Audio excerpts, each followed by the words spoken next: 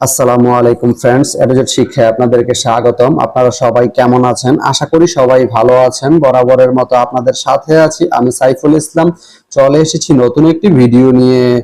আজকে আমরা জানবো আপনি কুমিল্লা থেকে পাগাচং যেতে কোন কোন ট্রেন রয়েছে, সেই ট্রেনগুলো ছাড়ার নতুন সময়সূচি, বন্ধের দিন এবং গিয়ে পৌঁছতে কতক্ষণ সময় লাগবে বিস্তারিত। আমি যদি আপনাদেরকে ট্রেনের সময়সূচিগুলো বলে দিই, আপনি কুমিল্লা থেকে পাগাচং যেতে শুধুমাত্র একটি ট্রেন রয়েছে, সেটি হচ্ছে কর্ণফুলী। কর্ণফুলী ট্রেনটি কুমিল্লা থেকে ছাড়বে দুপুর 12টা 55 মিনিটে এবং এটি পাগাচং গিয়ে পৌঁছবে দুপুর 2টা 47 মিনিটে। এই ট্রেনটির কোনো অফ ডে নেই।